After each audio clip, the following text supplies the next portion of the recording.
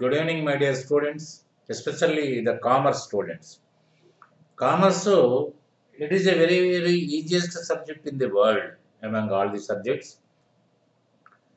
Anybody can learn with or without the basic accounting knowledge to become an accountant or to become an accounts administrator even. దీంట్లో జనరల్గా ఏంటంటే accountancy అనేది ప్రతి ఒక్కరికి అవసరం. ఇవాళ ప్రతి ఒక్కరు అకౌంటెన్సీ తెలియని వాళ్ళు అంటే ఎవరు లేరు. అమ్మకు తెలుసు, నాన్నకు తెలుసు, తర్వాత మీ తర్వాత ఏమీ చదువుకున్న ఒక వ్యవసాయదారుడు కూడా తెలుసు. ఎందుకంటే accountancy subject mainly based on the money, how to earn money, what to do with the earned money అనేది దీని మీద కాన్సెప్ట్ ఇది. కాబట్టి ఏంటంటే ప్రతి ఒక్కరికి అకౌంటెన్సీ మీద టచ్ ఉంది. కానీ ఇది ఒక కొత్త సబ్జెక్టుగా అభివర్ణించి దీన్ని మనం ఎంచుకోవడం వల్ల మన రైటర్స్ కూడా అలాగే మనకి ఎడ్యుకేట్ చేయటం వల్ల మనకి ఒక కొత్త సబ్జెక్టుగా ఫీల్ అయ్యి దాని మీద నానా తంటాలు పడుతున్నాం. యాక్చువల్గా చెప్పాలంటే if you take science or if you take maths or engineering, there are so many formulas to learn to solve the problem. But in accountancy, there are only two, that is debit and credit, simple words. If you can understand well, if you can understand the debit and credit, the usage of debit and credit, you can easily learn accountancy in depth. You can prepare the reports, whatever the style, in whatever the style you want. అంత గొప్ప ఇది అంటే basic అకౌంటెన్సీలో మనకు అంత అద్భుతమైన knowledge మనం gain చేసుకోగలుగుతాం. ఇప్పుడు కూడా చూడండి, బేసిక్ ఫౌండేషన్ అంటే మనకి పునాదులు గట్టిగా ఉంటేనే మీరు ఎన్నంతస్తులు వేసినా కూడా ఆ బిల్డింగు అన్నిటికి తట్టుకుంటుంది.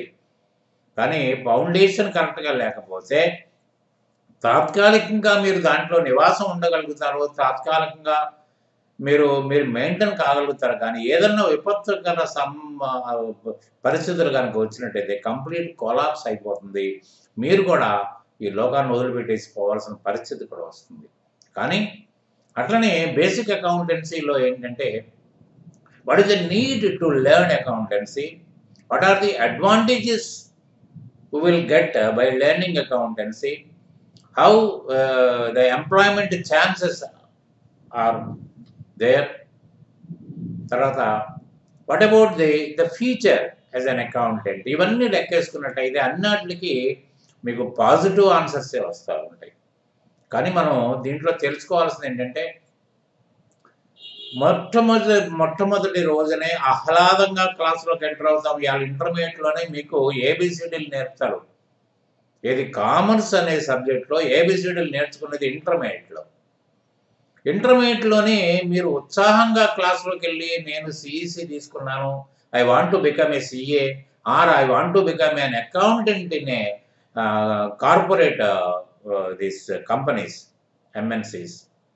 కానీ మొదటి రోజునే మీరు నిరుత్సాహపడే సిచ్యువేషన్ మీకు రాకూడదు, కానీ వస్తూనే ఉంది. కానీ దీనికి గల కారణాలు ఏంటి? ఆ కారణాలు పక్కన పెట్టేసేసి ఇవాళ మీరు ఇంటర్మీడియట్లో ఉన్న వాళ్ళు అయి ఉండండి, తర్వాత వేరే సబ్జెక్టులు చదువుకుని ఇవాళ బీకామ్ తీసుకుని బీకామ్ మీద ఇంట్రెస్ట్ మీద బీకామ్ తీసుకున్న వాళ్ళు అయి ఉండొచ్చు, తర్వాత ఎంబీఏలు అయి ఉండొచ్చు, తర్వాత ఇంజనీరింగ్లో మెఫా చదువుతున్న వాళ్ళు అయి ఉండొచ్చు. వీళ్ళు ఎవరైనా కానివ్వండి, ఇవాళ అకౌంటెన్సీ బేసిక్ నాలెడ్జ్ మీద కూడా మీరు concentrate well, if you learn in depth about the basics, you can achieve the goal. ఏదైతే మీరు మనసులో ఏదైతే గోల్ పెట్టుకున్నారో ఆ గోల్ రీచ్ కావడానికి పెద్ద టైం పట్టదు మీకు. కాబట్టి ఏంటంటే అకౌంటెన్సీని ఒక సింపుల్ వేలో నేను మిమ్మల్ని ఎక్కడి దాకా తీసుకెళ్తానంటే, మిమ్మల్ని స్టార్ట్ చేయించి మిమ్మల్ని కొంత దూరం వరకు నడిపించుకుని వెళ్ళి అసలు బ్యాలెన్స్ షీటు అంటే దాని అవసరాలు ఏంటి, దాని యొక్క ఉపయోగాలు ఏంటి, how to prepare A balance sheet, how to study a balance sheet, how to interpret the balance sheet to the management, how to know the strength of the your activity. ఇవన్నీ కూడా దీంట్లో ఆధారపడి ఉంటాయి. కాబట్టి అన్ని డిపార్ట్మెంట్లు మీ దగ్గరికి వచ్చి మాట్లాడాల్సిన తప్పితే మీరు ఎవరి దగ్గరికి వెళ్ళి మాట్లాడాల్సిన అవసరం లేదు. అది మీ అకౌంటెన్సీలో ఉన్న గొప్పతనం. అంటే కంప్లీట్ యజమాయిషి, మీరు పెట్టుబడిదారులు కాకపోయినా ఓనర్లు కాకపోయినా complete ownership, the administration of the entire enterprises will be with you. You can command, you can advise, you can give a wise advice in the financial stringency also to the management. కాబట్టి ఏంటంటే ఎటువంటి pandemic situation వచ్చినా, ఎటువంటి విపత్కర పరిస్థితులు వచ్చినా మీ స్థానం పదిలంగా ఉంటుంది. ఇంకొక గమ్మత్ చూడండి, ఇవాళ ఒక బిజినెస్ స్టార్ట్ చేయాలని ప్లాన్ చేసినప్పుడు first entry will be an accountant and last exit also will be an accountant.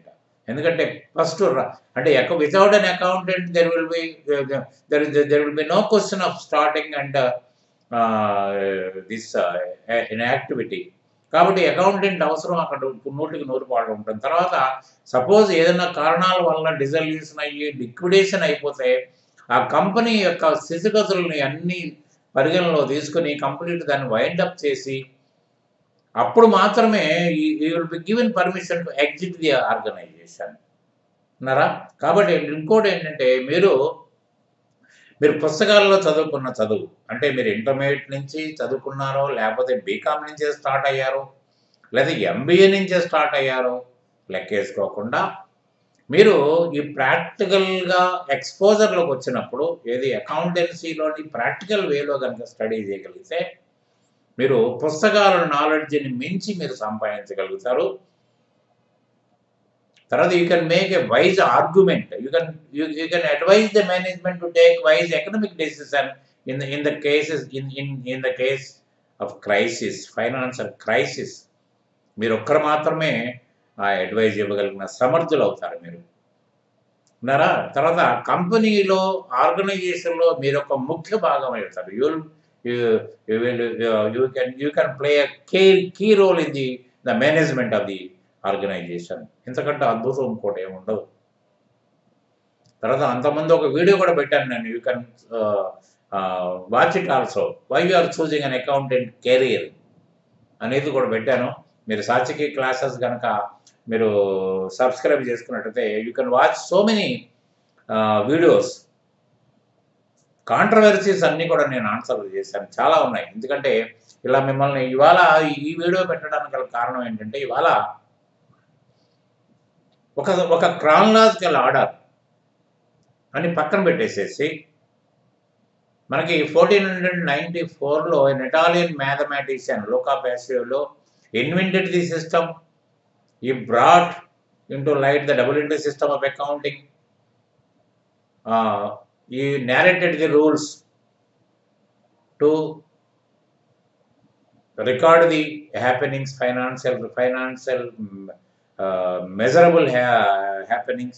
ఇవన్నీ ఉన్నాయి పక్కన పెట్టేసి దాని తర్వాత after so many years the Americans extended the classification which was brought by that Luca Paciolo in the year 1494. They extended the classification, but they didn't made a new classification, mind it. కానీ ఆ classification తోటి ఇవాళ MBA పరిస్థితి అలాగే ఉంది, BCom పరిస్థితి అట్లానే ఉంది. దాంతో దాని ముఖ్య భూమికను పోషిస్తున్నారు. దాంట్లో గమ్మత్ ఏంటంటే అది ఈజీయే, కానీ అసెట్స్ లయబిలిటీస్ గురించి అర్థం కాని స్టేజ్లో స్టూడెంట్ బిగినింగ్లో అసెట్ అంటే ఏమర్థం అవుతుంది, లయబిలిటీ అంటే ఏమర్థం అవుతుంది, ఎంత కష్టపడితే లెక్చరర్ చాలా కష్టపడితే తప్ప అతను మైండ్లోకి దాని మీద నాలెడ్జ్ని చొప్పించలేని స్టేజ్. కానీ దాంతో బిగిన్ చేస్తున్నారు. దాంట్లోనే ఒక కన్ఫ్యూజన్ స్టేటస్లోకి ఎంత ఇంట్రెస్టింగ్గా చేరతాడో అంత కన్ఫ్యూజన్ స్టేటస్లోకి వెళ్ళిపోతున్నాడు, నేర్చుకుంటూ పోతున్నాడు. కాబట్టి ఏంటంటే మీరు బేసిక్ అకౌంటెన్సీ ముందు అసలు ఆయన 1494లో ఏదైతే చెప్పాడో దాన్ని మనం ఫాలో అవుదాం. తర్వాత ఈరోజు మీకు ఏదైతే పాఠాలు చెప్తున్నారో దాంట్లో కూడా వెళ్దాం, కంపారిజన్ చేసుకుందాం, అండర్స్టాండ్ చేసుకోవడానికి ప్రయత్నిద్దాం. మనం మనం ఏదైతే గోల్ ఫిక్స్ చేసుకున్నామో ఆ గోల్ రీచ్ కావడానికి మన రోడ్‌ను మనం వేసుకునే ప్రయత్నం మనం చేద్దాం. So, coming to the point, coming to the topic. First money and its importance in our life. అసలు డబ్బు యొక్క ప్రాధాన్యత ఏంటి? డబ్బు మనల్ని నడిపిస్తాందా? మనం డబ్బులు నడిపిస్తున్నామా? అంటే డబ్బే మనల్ని నడిపిస్తాది. Without money you can't do anything. You can't do so many important things. You can do something. But you can't do so many important things. ఎందుకంటే మన దగ్గర డబ్బు లేకపోతే మన చుట్టాలు, పక్కాలు కూడా మనల్ని చూడడానికి కూడా ఇష్టపడరు. ఎందుకంటే మన దగ్గరున్న వెల్త్ మాత్రమే మనకి గౌరవాన్ని తెచ్చిపెడుతుంది ప్రస్తుతానికి. అంతకుమించి ఏమీ లేదు. మీరు మంచివాళ్ళు అయ్యుండొచ్చు, నిజాయితీ పరులు అయ్యుండొచ్చు, నీతి పరులు అయ్యుండొచ్చు. అదేమీ ఎక్కడ పని చేయట్లేదు. సో, మరి మనకి డబ్బుకి అంత ప్రాధాన్యత ఎందుకు ఇవ్వాలని అనుకున్నా కూడా అసలు డబ్బు ప్రాధాన్యతని నేను ఎలా చెప్పానో ఒకసారి చూద్దాం. Money is an essential commodity that helps you to run your life. Exchanging goods for goods is an older practice, and now without money you can't buy anything you wish. ఒకప్పుడు బార్టర్ సిస్టమ్ ఉండేది. మీకు ఏదన్నా మీరు పండిన పంటని దుకాణంలో ఇస్తే మీకు కావాల్సిన సామాన్లు ఇచ్చేవారు. అంటే దీనికి ఒక వాల్యూ కట్టేవాళ్ళు, దాన్ని ఆ వాల్యూకు సమానంగా ఎక్స్చేంజ్. ఇప్పుడు కూడా చూడండి, మనం ఏదైనా న్యూ వెహికల్ కొనుక్కోవాలంటే the old vehicle which are using will be exchanged and the balance will be paid through cash. మనకు కొత్త సెట్ వస్తుంది, పాత సెట్ను వదులుకుంటాం. అట్లనే బార్టర్ సిస్టమ్ ఉండేది ఒకప్పుడు. సో అది ఎంత ఇప్పుడు లేదు. Money has gained its value because people are trying to save wealth for their future needs. ఎందుకంటే భవిష్యత్తు అవసరాలకి ఇప్పుడు పాండమిక్ సిచ్యువేషన్ వచ్చినాయి, ఉద్యోగాలు పోయినాయి, వ్యాపారాలు పోయినాయి. మరి ఎట్లా లైఫ్ గడవాలి? మన స్టైల్ ఆఫ్ లివింగ్ని అంత తేలిగ్గా మార్చుకోలేము. కానీ 6 నెలలు ఎలా గడిచిందో ఎవరికి అర్థం కాదు. కాబట్టి ఏంటంటే మనం మనీ వెల్త్ని ఎందుకు సంపాదించాలంటే కొన్ని నిత్యావసరాలకు మనం వాడుకుంటూనే కొంత అమౌంట్ని మనం ఫ్యూచర్ నీడ్స్ కోసం దాచుకున్నట్టయితే ఇటువంటి సిచ్యువేషన్లో రేపటి రోజున మనకు పనికొస్తుంది. Philosophically speaking, money cannot buy everything, but practically money is the basic thing that is used for calculating the status of a person. అంటే ఏది పడితే అది మనీ ద్వారా సంపాదించలేము. అది అందరికీ తెలుసు, మీ అందరికీ బాగా తెలుసు, నేను చెప్పక్కర్లేదు. కానీ ప్రాక్టికల్గా చేయాలంటే money is the basic thing that is used to calculating the status of any person. మీ యొక్క స్టేటస్ని, మీ యొక్క వ్యక్తిత్వం మామూలుగా వదిలిపెట్టండి, డబ్బుతోటే కొలుస్తున్నారు వ్యక్తిత్వం అంతా. మిమ్మల్ని కొలవాలంటే ఆ మనీ ఒకటే. To earn money there are 3 main categories. నాకు తెలిసినంత వరకు నా అనుభవంలో I can categorize it into 3. That is, one is employment, second one is profession, third one is business. Employment వచ్చేటప్పటికి if you possess the suitable knowledge, you may be appointed in an organization to render service regarding that. మీ qualification మీకు ఉద్యోగం తెచ్చిపెడితే you need not invest any money to get that. So మీకు by rendering service you will get a remuneration in the form of salary every month. With that money, you can purchase the daily needs and you can save something for the future needs. Then the second one is that a profession, set up a profession, a consultancy. Doctor కానీ, actor కానీ, మాబోటోళ్ళు, ఆడిటర్లు కానీ, తర్వాత కన్సల్టెంట్లు కానీ, వల్ల ఏంటంటే with some specialized knowledge, they can set up their own practice to give solutions to the problems faced by the clients. కాబట్టి ఏంటంటే through that service some fees will be given by the client, that is their income. దీంట్లో కూడా investment is very low because you have to purchase one computer and you have to set up one office, some 50,000 to 60,000. Comparatively మీకు బిజినెస్తో compare చేసి very low investment, దానివల్ల జరిగే నష్టం ఏం లేదు. తర్వాత హ్యాపీగా సర్వైవ్ కాగలుగుతాడు, ఎంత కృషి చేస్తే అంత అతని డెవలప్మెంట్ ఉంటుంది. తర్వాత third one is this business. Anybody can set up his own dreamed project if wealth permits. and he got any managerial capacity to start the activity. అంటే కాస్త సమర్థుడై ఉండి, ఎందుకంటే వ్యవహారాన్ని నడపడానికి గల సమర్థత ఉంటే చాలు. అట్లనే డబ్బులు మీ దగ్గర కొన్ని డబ్బులు ఉంటాయి. You can take some more money from your friends and relatives and family members to start and run the business. Start అయిన తర్వాత ఎవరొకరు రకరకాలుగా ఫైనాన్షియల్ ఆర్గనైజేషన్స్ వస్తాయి. Credit supplies will be there and credit service will be there, so many. So ఆ విధంగా through setup is your own business you can earn. But ఇక్కడ ఉన్నది ఏంటంటే a money involvement will be there. అక్కడ money risk ఉంది. అక్కడ మిగతా రెండాటిలో money risk లేదు, కానీ ఇక్కడ మనీ రిస్క్ ఉంది. కాబట్టి ఏంటంటే జాగ్రత్తగా ఉండాల్సిన పరిస్థితి. ఎందుకంటే ఇప్పుడు అయితే ఈ బిజినెస్ అకౌంటింగ్, మెయిన్గా బిజినెస్ అకౌంటింగ్ ఎలా ఉందంటే, బిజినెస్ చేసేటప్పుడు 2 విషయాల మీద అతను జాగ్రత్తగా ఉండాల్సిన పరిస్థితి. ఒకటి ఏంటంటే ఎంతో ఆలోచించు, through making a thorough survey for the activity he will start his own business. Survey చేయకుండా ఏది చేయడు. ఎందుకంటే ఆ బిజినెస్ స్టార్ట్ చేయాలంటే సిమిలర్ బిజినెస్ చేసే వాళ్ళు మీట్ అవుతాడు. అన్న నేను ఇలా పెట్టాలనుకుంటున్నాను, ఎట్లా ఉంటుంది, కెన్ ఐ స్టార్ట్ ఇట్ అంటే కొంతమంది డిస్కరేజ్ చేస్తారు, కొంతమంది ఎంకరేజ్ చేస్తారు, కొంతమంది కొంచెం జాగ్రత్తలు తీసుకుంటే you can survive and you can reach your target అంటారు. సరే మొత్తానికి స్టార్ట్ చేస్తే ఎవరి business man is in need of 2 important reports, that is income statement and A financial status statement. అంటే ఇన్కమ్ స్టేట్మెంట్ అంటే నేను ఈ బిజినెస్ స్టార్ట్ చేస్తే ఒక 40 రూపాయలు నాకు మిగులుతాయి, 100కి 40 రూపాయలు I can earn by starting this, అంటే 40% I can get. So whether is getting 40%, that is whether is getting the estimated margin or not, he has to calculate himself from time to time. If not so, it is fun to run that.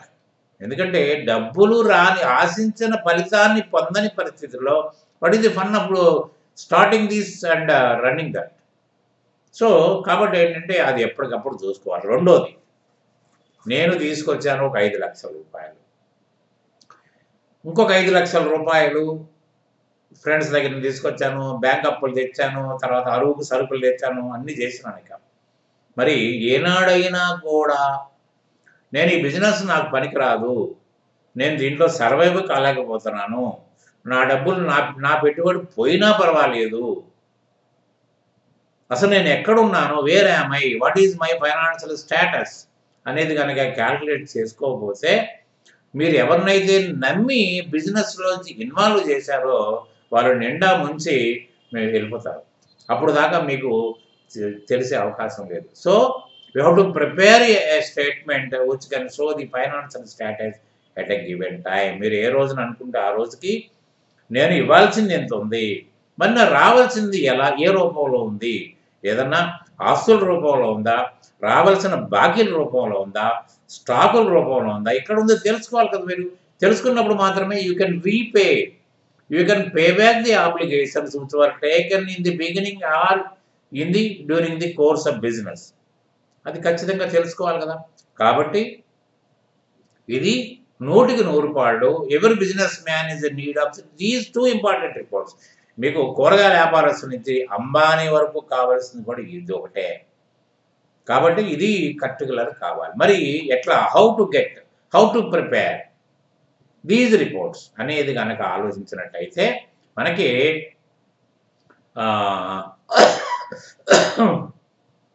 తర్వాత ఈ రిపోర్ట్స్లో 2 reports ఉన్నాయి. 2 రిపోర్ట్స్లో ఎవరెవరు తారసపడతారు, అసలు ఏ వ్యక్తుల యొక్క అవసరాలు ఏమైనా ఉన్నాయా, మరి వ్యక్తుల ద్వారా వచ్చి నిధులు ఏమన్నా, మనకి ఫండింగ్ ఏమైనా అవసరమా, తర్వాత వ్యాపారంలో ఎటువంటి వ్యవహారాలు నడుస్తాయి, దాన్ని నడవడానికి గల ఏ విధంగా మనం డివైడ్ చేస్తే బాగుంటుంది అనుకుంటే, in the year 1914 and 94 an Italian mathematician Luca Paciello made a research work and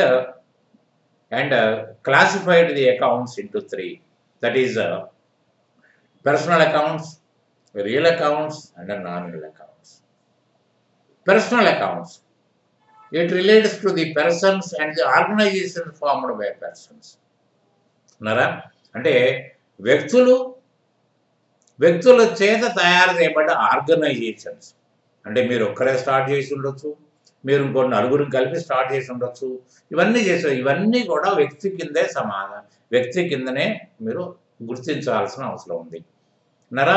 తర్వాత ఇంకోటి కూడా ఏంటంటే ఇవన్నీ ఎలాబొరేట్గా మీకు నేను చెప్తాను, ఎలాబొరేట్గా. ఎందుకంటే if you concentrate and you can follow me, మిమ్మల్ని జర్నల్ ఎంట్రీస్ కూడా ఒక వినూత్నమైన పద్ధతిలో మీకు ఎప్పటికీ మైండ్లో స్టోర్ అయిపోయే పద్ధతిలో ఐ విల్ టీచ్ యూ. ఎందుకంటే బ్రాడ్గా చెప్తున్నాను ఇప్పుడు, ఎందుకంటే ఒకటేసారి దీంట్లో లోతకంటే పోయాను అనుకోండి, మీరు మెమొరీలో ఉండటం అవకాశం తక్కువ. కాబట్టి ఏంటంటే దీన్ని ప్రస్తావించుకుంటూ రేపటి క్లాస్లో ఇంకొంచెం ముందుకెళ్తాను, ఇంకా ఎల్లుండి క్లాస్లో ఇంకొంచెం ముందుకెళ్తాను. కాకపోతే మీరు you how to follow me. మీకు తెలుసున్న విషయం అయినా సరే మీరు ఫాలో అయ్యారనుకోండి, ఏమవుతుందంటే బెటర్మెంట్ చూడగలుగుతారు. ఎందుకంటే ఆ మాస్టర్ అలా చెప్పారు, ఈ మాస్టర్ ఎలా చెప్తున్నారు, మరి దానికి దీనికి ఉన్న డిఫరెన్స్ ఏంటి. If you got any confusion regarding my teaching and your previous lecturer teaching, you can post A comment in the commentary box to get the clarification. I will give the clarification for all the queries posed by you all. కాబట్టి అది గుర్తుపెట్టుకోండి. అంతేకాదు వినేసి ఊరుకోవడం వల్ల ఏదో లేదనుకోవడం, తర్వాత very good అంటాం, ఇవన్నీ వద్దు. కాకపోతే మీ డౌట్స్ని తీర్చుకునే ప్రయత్నం చేస్తే మీరు అప్గ్రేడ్ అవడానికి మాత్రం 100కి 100 అవకాశాలు ఉంటాయి. So personal accounts relates to the persons and the organizations formed by persons. Real accounts, it relates to the business assets. Assets అంటే ఆస్తులు అండి. ఆ అసెట్స్కి ఇంకొక అదర్ నేమ్ కూడా ఉంది. Assets or otherwise called as resources. Resources అంటే ఏంటి master అంటే which can help a business man to produce something. అంటే ఒక ఉత్పత్తిని లేకపోతే మనం అనుకున్న దాన్ని సంపాదించడం కోసం క్యాష్ పెట్టి మళ్ళీ క్యాష్ని పెంచుకోగలగాలి. రూపాయి పెట్టి అదే రూపాయి ఇంటికి తీసుకెళ్ళడం వల్ల ఉపయోగం లేదు కదా. రూపాయిని ఇంకొక రూపాయి కలిపి తీసుకెళ్ళగలిగితే మన యాక్టివిటీ ఫలితం ఇచ్చినట్టు, మన కష్టం ఫలించినట్టు అవుతుంది. కాబట్టి దాన్ని రిసోర్స్ అంటారు. Resource which can help a business man to earn something. తర్వాత nominal accounts, it relates to the revenues and expenses of the business. Revenues అంటే ఆదాయాలు. అంటే మీరు ఏదైతే యాక్టివిటీ చేస్తున్నారో, మ్యానుఫ్యాక్చరింగ్ చేస్తున్నారా, మ్యానుఫ్యాక్చరింగ్ చేసిన గూడ్స్ అమ్మటం వల్ల వచ్చేది రెవెన్యూ. కాంట్రాక్ట్ చేస్తున్నారా, కాంట్రాక్ట్ వర్క్ ఎగ్జిక్యూట్ చేయటం వల్ల వచ్చేది రెవెన్యూ. తర్వాత సేల్స్ చేస్తున్నారా, సేల్స్ చేయటం వల్ల మీకు వచ్చేది రెవెన్యూ. తర్వాత ఆయన కన్సల్టెన్సీ చేస్తున్నారా, వచ్చే ఫీజుల వల్ల వచ్చేది రెవెన్యూ. ఎడ్యుకేషన్ ఇన్స్టిట్యూట్ నడుపుతున్నారా, పిల్లలు ఇచ్చే స్కూల్ ఫీజులు, కాలేజ్ ఫీజులు రెవెన్యూ. కాబట్టి it differ from business to business. మీకు ముఖ్యంగా ఆదాయాన్ని మీకు రెవెన్యూలో గురించి మాట్లాడగలుగుతాం. మరి ఆ ఆదాయాన్ని సంపాదించడానికి కొంత ఖర్చు అవుతుంది. ఎందుకంటే ఇప్పుడు ఒక వస్తువుని అమ్మాలి అంటే ముందు కొనాలి. కొనటం అనేది ఖర్చే కదా. అంటే కొనడానికి అమ్మటానికి మధ్యలో ఉన్న డిఫరెన్స్ని లాభంగా మీరు పరిగణించాలి. అట్లనే మ్యానుఫ్యాక్చరింగ్ కానీ, తర్వాత ఎడ్యుకేషన్ ఇన్స్టిట్యూట్స్ అనుకోండి, ఎడ్యుకేషన్ ప్రెమిసెస్ రెంట్ ఉంది, ఎలక్ట్రిసిటీ బిల్ ఉంది, కాలేజీ టీచర్స్ శాలరీస్ ఉన్నాయి. ఇవన్నీ పోయిన తర్వాత మిగులుబాటు ఉన్నదే మీకు ఆదాయం. అన్నారా? ఇవన్నీ కూడా తర్వాత దాన్ని ఎలా సంపాదించాలి అంటే, సంపాదించడానికి ఎంత కావాలి, మీరు అనుకున్నది సంపాదించిన మార్జిన్ సంపాదించడానికి ఎంత ఖర్చు పెట్టాలి. తర్వాత అడ్మినిస్ట్రేషన్ అంటే ఇతరితర మెయింటెనెన్స్, మీరు టీచర్స్ కాకుండా లేకపోతే మ్యానుఫ్యాక్చరింగ్లో పనిచేసి ఇంజనీర్స్ సూపర్వైజర్లు కాకుండా అడ్మినిస్ట్రేషన్, ఇవన్నీ ఎంత అవుతాయి. ఇవన్నీ కూడా మనం కూలంకషంగా మాట్లాడుకుందాం. అయితే ఈ 3 రకాలుగా భాగాలుగా డివైడ్ చేశారు. ఏంటి మాస్టర్ 3 ఎందుకు చేయాలి? Is it lucky number to the lock of ICL?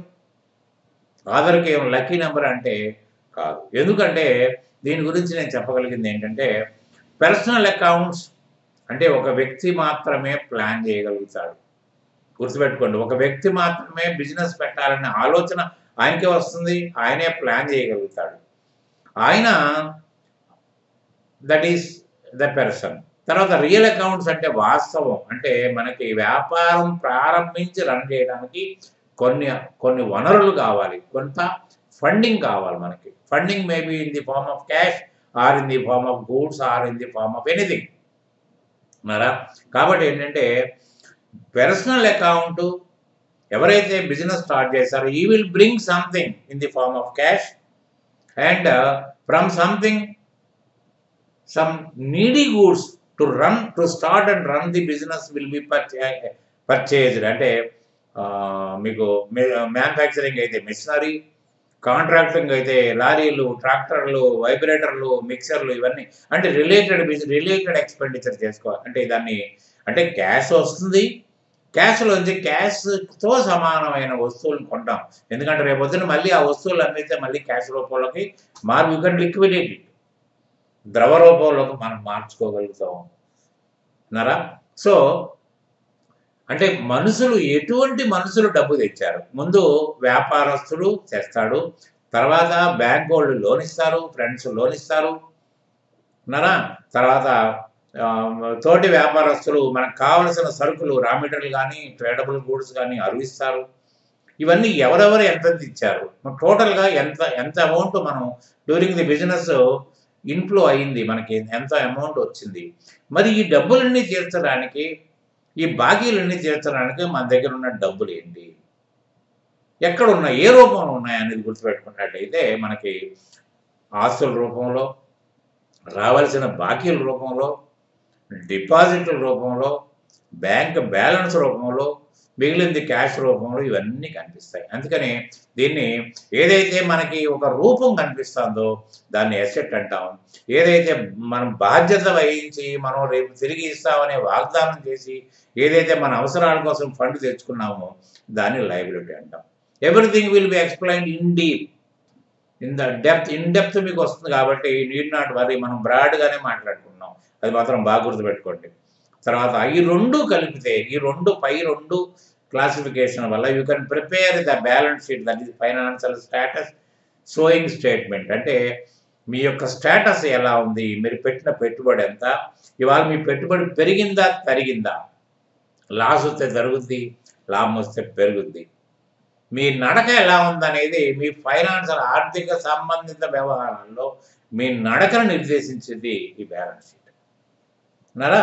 తర్వాత మూడోది నామినల్ అకౌంట్స్. నామినల్ అంటే టెంపరీ అని ఎందుకన్నామంటే దీంట్లో వచ్చిన ఆదాయం, దాంట్లోంచి ఆదాయం రాబట్టుకోవడానికి ఖర్చు, తర్వాత ఆ బిజినెస్ని మెయింటైన్ చేయడానికి ఖర్చు, ఈ రెండు ఖర్చులు కనుక ఆదాయం నుంచి తీసేస్తే నికరంగా మిగిలిబాటు ఉంటే అది లాభం అవుతుంది.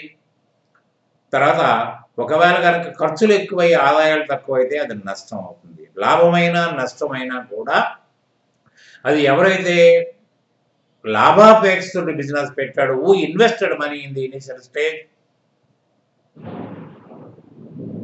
he is the only person to enjoy the fruits of the business and he is the only person to bear the losses of the business. కాబట్టి ఆయనకే చెంతాయి. అంటే ఈ నామినల్ అకౌంట్స్ యొక్క స్థితి ఏంటంటే కేవలం ఈ సంవత్సరం కాలంలో మీరు సంపాదించారా, పోగొట్టుకున్నారా, సంపాదించుకుంటే ఎలా సంపాదించారు, పోగొట్టుకుంటే ఎలా పోగొట్టుకున్నారని చెప్పగలిగిన క్యాల్కులేషనే నామినల్ అకౌంట్స్లో పోస్ట్ అవుతాయి. కాబట్టి దీంట్లో ఫలితాన్ని లాభమైనా నష్టమైనా ఫలితమే అంటాం కదా, ఈ ఫలితం వెళ్ళి ఆయన ఓనర్కి వెళ్ళిపోతుంది. కాబట్టి ఇది టెంపరీ, అంటే ఆ సంవత్సరంలో దాని లాభ నష్టాలు తేల్చడానికి మాత్రమే ఇది ఉపయోగపడుతుంది. కాబట్టి ఇది ఆ సంవత్సరంతో అంతర్ధానం అయిపోతుంది, ఉండదు. కాబట్టి ఏంటంటే ఈ మూడు రకాల అకౌంట్స్ ఉన్నాయి అన్నారా.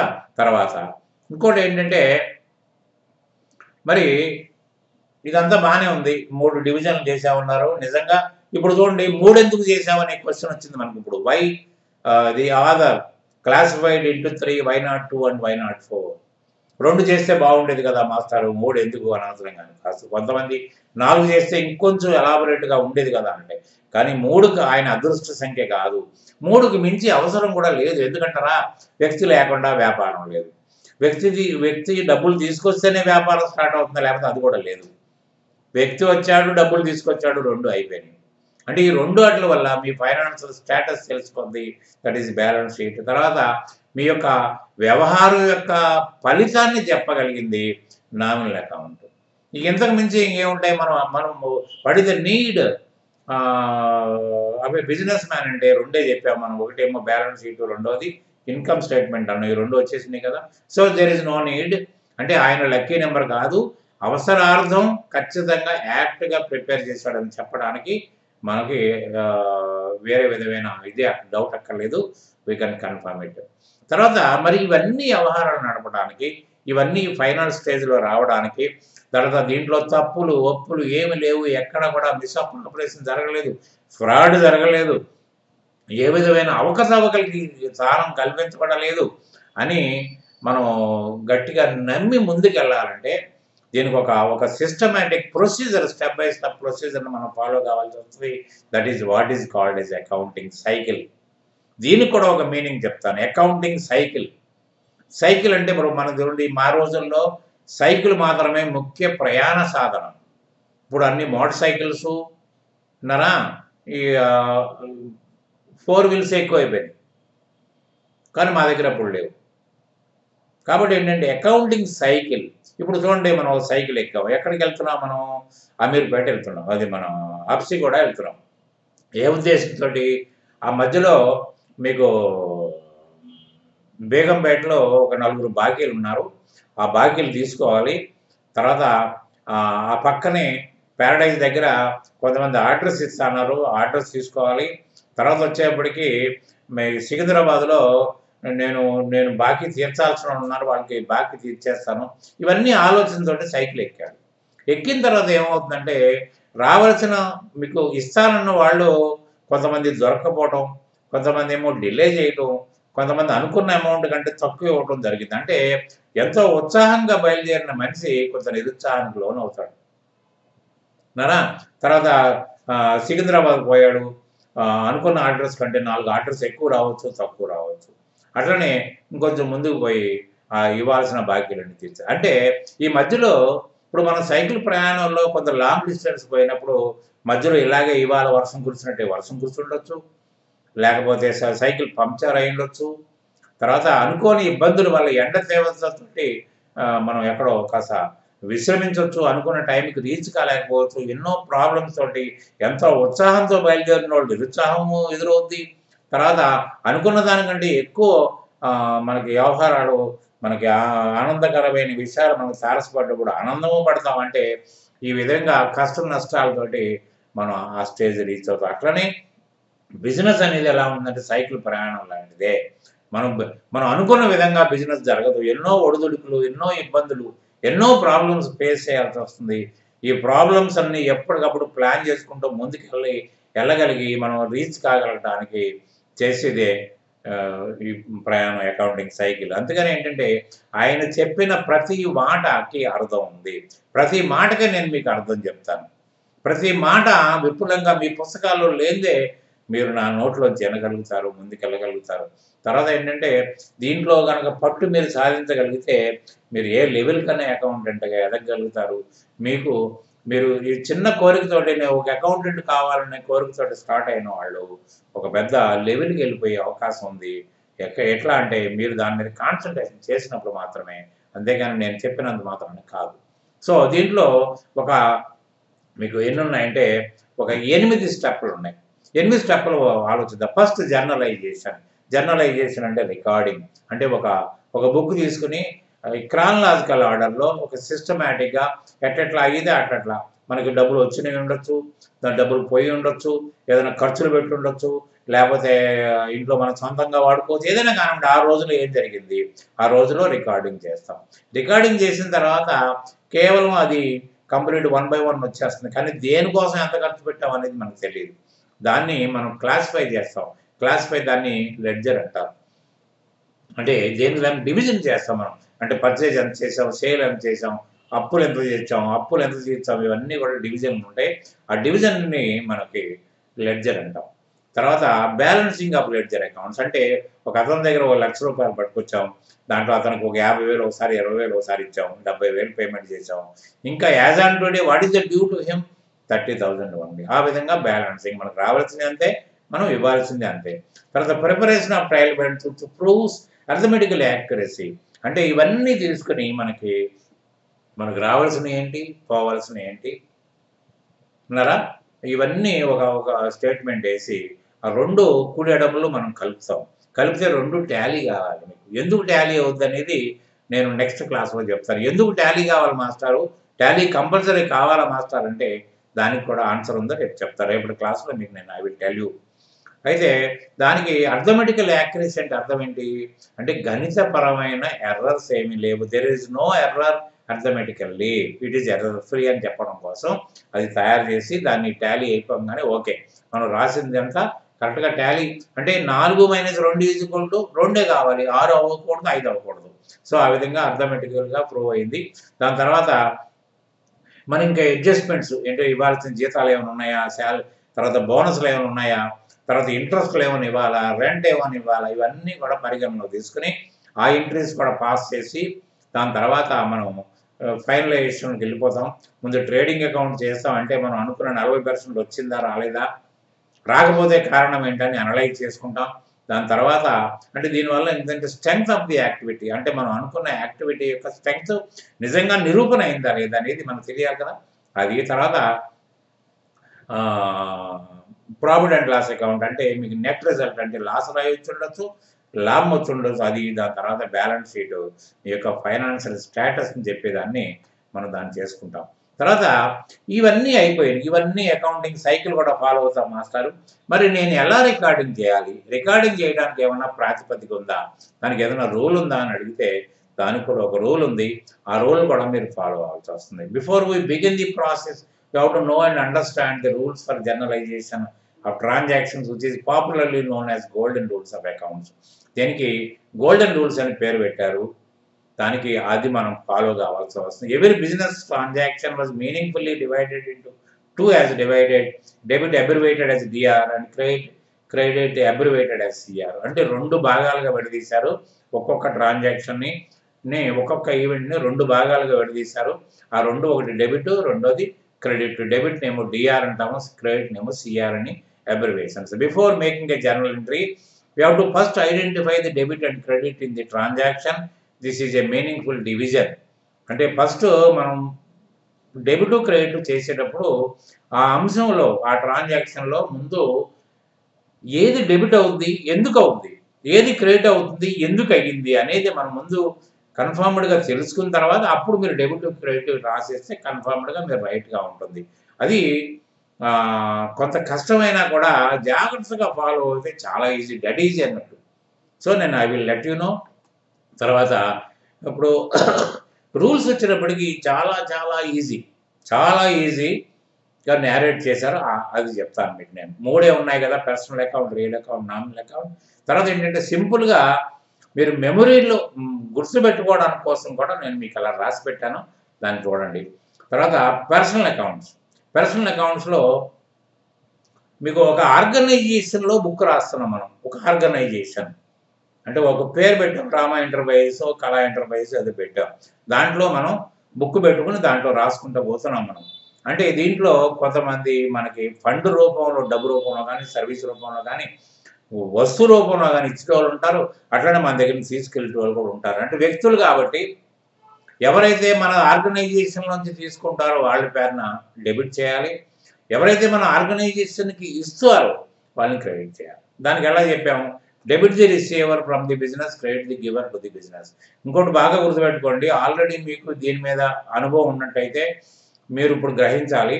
Debit the receiver, credit the giver అనే ఉంటుంది మన బుక్స్లో. మీరు ఇంటర్మీడియట్ మొదలుకొని సిఏ వరకు ఇదే ఉంటుంది, ఇంతకు మించి ఎక్స్టెన్షన్ ఏమి ఉండదు. కానీ పూర్తిగా నిడివిలో మీ మైండ్లో కూర్చోది మాట.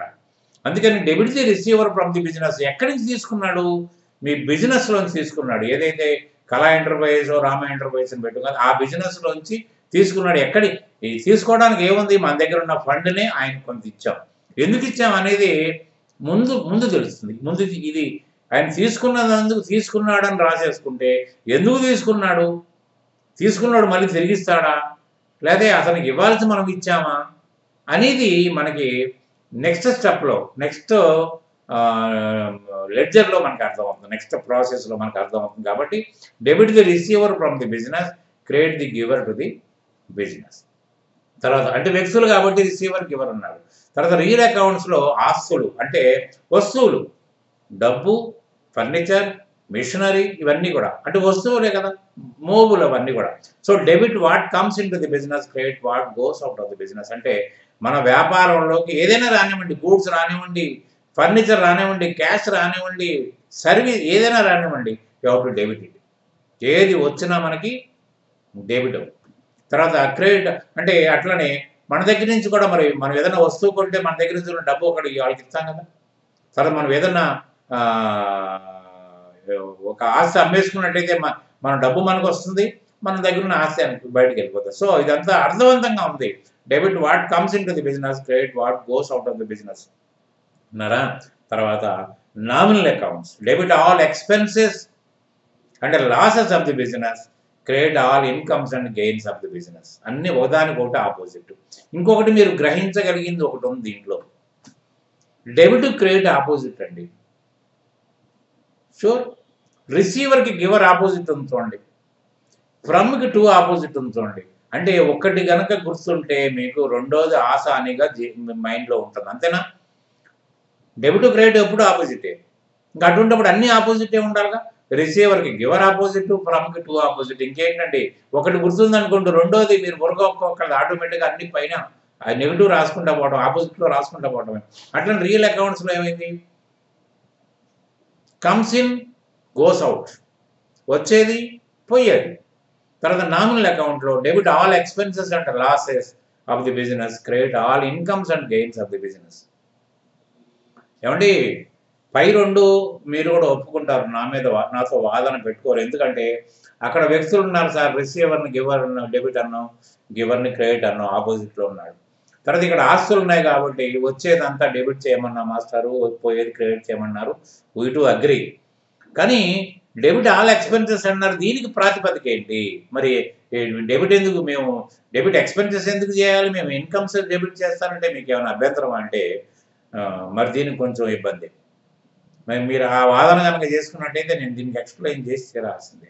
ఎట్లా అంటే ఇందాక ఒక మాట చెప్పాను మీకు, నామినల్ అకౌంట్స్ అంటే టెంపరీ. ఎందుకు అది టెంపరీ అంటే ఈ సంవత్సర కాలంలో మీ యొక్క వ్యవహారం యొక్క ఫలితాన్ని చెప్పడం కోసం మాత్రమే నామినల్ అకౌంట్ని తయారు చేశారు, ఫలితాన్ని కోసమే. అంటే నెక్స్ట్ ఇయర్ ఉండదు, ఫలితం వచ్చేసిన తర్వాత ఆ ఫలితం ఎక్కడికి వెళ్తుందండి, ఓనర్ గారి అకౌంట్కి వెళ్ళిపోద్ది. కాబట్టి ఇంక దాని అవసరం లేదు కదా. అందుకే డెబిట్ ఆల్ ఎక్స్పెన్సెస్ అంటే లాసెస్ ఆఫ్ ది బిజినెస్. అంటే ఇప్పుడు మీరు ఒక 1,00,000 పట్టుకొచ్చారండి, 1,00,000లో 2,000 ఖర్చు పెట్టారు. ఎందుకంటే ఇక అయ్యగారికి ఇచ్చిందో పూజ, మళ్ళీ అవి తిరిగి రావు కదా మనకి. అయితే 2,000 ఖర్చు పెడితే మీకు ఏమైంది, మీరు పెట్టిన పెట్టుబడి 98,000కి దిగిపోయింది.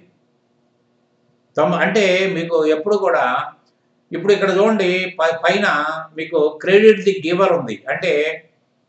అంటే ద గివర్ అంటే the owner is giving money to the organisation. మనకి మీరు పెట్టుకోవట్లేదు, ఒక ఆర్గనైజేషన్ పేరు పెట్టుకున్నారు, ఆయనకి అప్పచెప్పేస్తాను అలా డబ్బులు. దీని గురించి కూడా మీకు క్లారిటీ ఇస్తాను. అంటే గివర్ ఎప్పుడు ఎక్కడున్నాడు, క్రెడిట్లో ఉన్నాడు. ఓనర్ ఎక్కడున్నాడండి, క్రెడిట్లో ఉన్నాడు. ఇక్కడ మీరు పెట్టిన డబ్బులు ఎప్పుడు క్రెడిట్లో ఉంటాయి. అంటే మీకు ఏమవుతుంది, మీకు ఎప్పుడు కూడా క్రెడిట్కి ఆపోజిట్ డెబిటే కదా. అంటే ఎప్పుడైతే 2,000 రూపాయలు ఖర్చు పెట్టేశారో మీ యొక్క పెట్టిన పెట్టుబడి 98,000కి దిగిపోయింది. అంటే దానివల్ల మీకు తగ్గిపోయింది కదా. అంటే మీ యొక్క పెట్టుబడి తగ్గిపోయింది. అట్లనే మీరు కనుక ఒక 2,000 లాభం వచ్చింది అనుకోండి, మీరు తెచ్చిన 1,00,000 రూపాయలకి 1,02,000 అయింది. అంటే మళ్ళీ క్రెడిట్ అయింది అది. అందుకని credit all incomes and gains. Income వస్తే ఆటోమేటిక్గా మీరు పెట్టుబడి పెరుగుతుంది కదా, లాస్ వస్తే ఆటోమేటిక్గా పెట్టుబడి తగ్గుతుంది. కాబట్టి అందుకని expenses must always be debited and incomes must always be credited అనేది అది నానుడి. తర్వాత ఏంటంటే ఈ లాసు గెయిన్ అనే దానికి చాలామంది రకరకాల అర్థాలు చెప్తున్నారు. కానీ నాకు తెలిసిన మీనింగ్ కూడా చెప్పాను. I will explain that meaning of loss. A loss due to unforeseen and unavoidable circum. Unforeseen అంటే ఊహించనిది, అన్అవాయిడబుల్ అంటే మనం నిరోధించడం, అంటే మనకు ఊహకి అసలు ఊహించినప్పుడు దాన్ని ఎలా ఆపగలుగుతామండి? ఇప్పుడు లారీ వచ్చిందండి, ఎల్బీ నగర్లో ఆగింది, డ్రైవర్ ఫోన్ చేశాడు, అన్న లారీ వచ్చింది, మరి అమాలీస్ని రెడీ చేస్తే వస్తున్నాను, 10 నిమిషాల్లో నేను బయలుదేరి వస్తాను. బయలుదేరాడు, ఆయన ఛాయ్ తాగాడు, బయలుదేరాడు, కాస్త దూరం దిక్కుకున్నాక రాగానే it was met with accident. Driver accident అవుతుందని ఊహించుకున్నాడా అండి? మరి ఓనర్ గారు కూడా, రే నీకు యాక్సిడెంట్ అవుతుందో దిల్సుఖ్ నగర్లో నువ్వు బండి ఒక 10 నిమిషాలు కలపండి నెప్పగా, ఎందుకంటే అన్ఫోర్సీన్ కాబట్టి అన్అవాయిడబుల్, మనం మనం ఊహించనిదే జరుగుద్ది. కాబట్టి దానికి అన్ఫోర్సీన్ అన్అవాయిడబుల్ సర్కమ్స్టెన్సెస్లో జరిగితే లాస్, అంటే ఇది బిజినెస్ లాస్ కాదు. ఇది అనుకోకుండా ఇది డిస్కౌంట్ అలౌడ్, మనకు 10,000 రావాలి, మన అవసరార్థం వాడికి ఒక 500 తగ్గించరా బాబు అంటాం. మనం మామూలుగా అనుకున్న టైంలో ఇస్తే 10,000 ఇవ్వాల్సిందే కదా, మన అవసరం కోసం తీసుకున్నాం కాబట్టి మనకి ఆ విధంగా మనకు లాస్ వచ్చింది. అట్లానే డ్యామేజ్, ఎందుకంటే ఏదైనా యాక్సిడెంట్ అయి ఉండొచ్చు, ఏదైనా అయి ఉండొచ్చు, డ్యామేజ్ అయ్యింది. తర్వాత అట్లానే తరుగుదల, మీరు బిజినెస్ మీకు ఒక మిషనరీ వాడుకుంటూ పోతూ ఉంటే దాని విలువ పడిపోతూ ఉంటుంది ఎవ్రీ ఇయర్, కాబట్టి అదొకటి. తర్వాత మీనింగ్ ఆఫ్ గెయిన్, దానికి ఆపోజిటే ఉంటుందండి, which is received through other way than main activity. మీరు చేస్తున్న మెయిన్ యాక్టివిటీ అంటే సేల్స్ ద్వారా రావాలి, కానీ కమిషన్ ద్వారానో, బ్రోకరేజ్ ద్వారానో, లేకపోతే ఇంట్రెస్ట్ ద్వారానో ఏదైనా వచ్చినాయి అనుకోండి, అంటే మీ యాక్టివిటీ అది కాదు. అట్లనే డిస్కౌంట్, మీరు ఇచ్చేప్పుడు కూడా, ఇందాక మీరు ఇచ్చినప్పుడు డిస్కౌంట్ ఇచ్చి ఎలా తీసుకున్నారో అట్లనే మీ దగ్గర నుంచి తీసుకుంటాడు కూడా, అన్న 500 తగ్గించుకుని ఇవ్వండి అంటే కూడా అది కూడా మీకు లాభమే కదా. సో ఇవన్నీ కూడా మీకు లాభాలే. అట్లానే మీ దగ్గర ఉన్న ఆస్తి ఏదైనా లాభం, ఒక 500 లాభానికి అమ్మారనుకోండి, అది కూడా మీకు లాభమే. So meaning of loss and meaning of gain. So first lesson మీకు చెప్తున్నాను, ఇది అందరూ బేసిక్ అకౌంటెన్సీలో ఎవరికి డౌట్ ఉన్నా ఇది తీరుద్ది. దీనికి ఇంకా డెప్త్కి వెళ్తుంది. బేసిక్ అకౌంటెన్సీ పార్ట్ 1 అనుకోండి మీరు. పర్సనల్ అకౌంట్ని ఇంకా డీటెయిల్గా చెప్తాను, రియల్ అకౌంట్ డీటెయిల్గా చెప్తాను, ఇంకా ముందుకు వెళ్తాను. జనరల్ ఎంట్రీస్ కూడా మనం చేద్దాం. ఖచ్చితంగా మీరు పెర్ఫెక్ట్ అవుతారు if you follow me, if you continue watching the scene. ఏమాత్రం డౌట్ ఉన్నా ఇమ్మీడియట్గా దాన్ని మీరు దానికి కాలంలో రాసేయండి, then I will answer. Please subscribe my channel to watch regularly and to clear your doubts in this subject. Thank you very much. Good day, good night also.